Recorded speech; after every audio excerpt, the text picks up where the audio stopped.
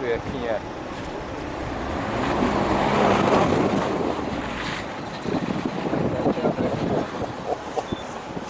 Štěpáne, promiň, kdybyste slyšel.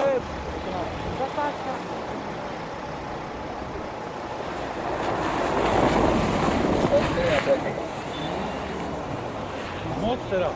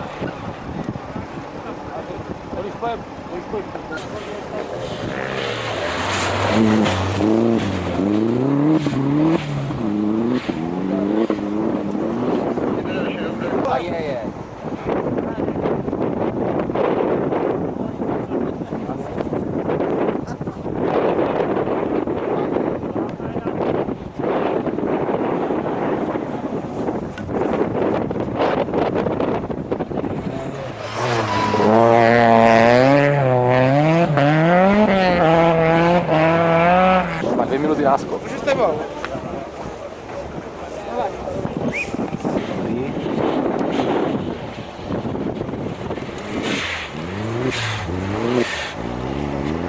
Pěkně.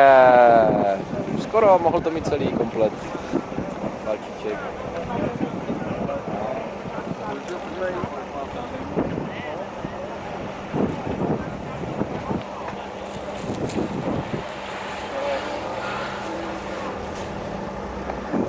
Myslím, že tak... Asi tak v téhle chvílce.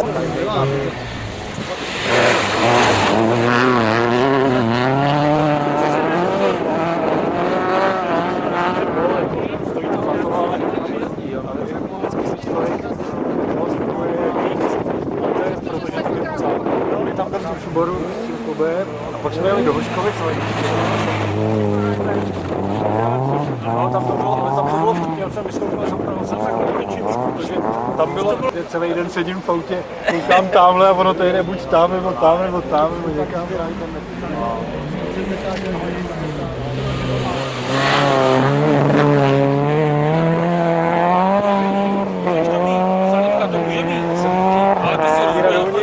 Já jsem měl na rozhraní na konci rychlej, na konci 4 kole, se jeli 2 kola, vždycky jsem...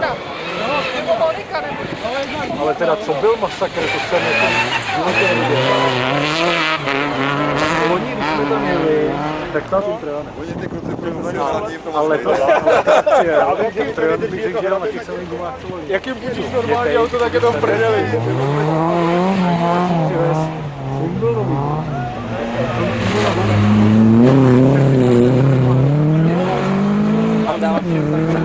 Dvě.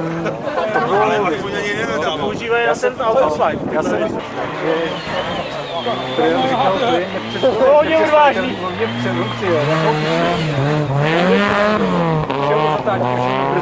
To si klepou. No, zastavíš.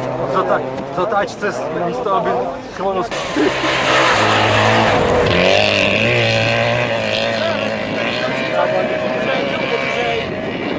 Tady nebo testoval. To má prej nachtípaný, nebo to? Já jsem, on vypadal, že vůbec... Potom to s s homologacema aut.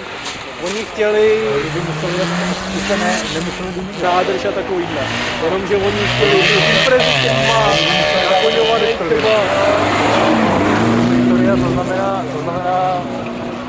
předělat motor. To jsou těžký prachy, ale logického tam není. Ale s tím Heigem kámoš měl na Winter Cupu dojel ani do krámu pro rohlíky. Tak. Protože všechny ty spoje začaly praskat a... Oni jsou snad hliníkový, jakoby, nebo nějaká hliníková příčina. Dural, nebo něco takového. Není to prostě ten...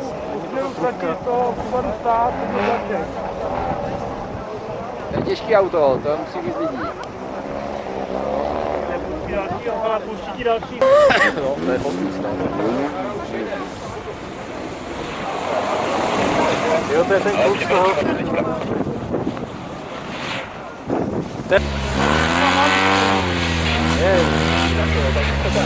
Pistila toho Takový rychlejší ten kluk. Limoní a zrazu Subárek.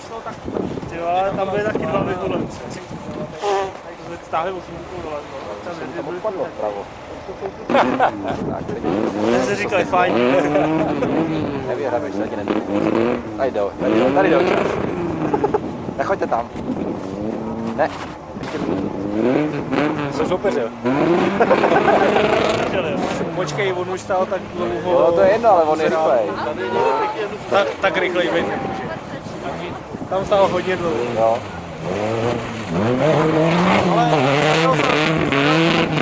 Ale stál Sandro.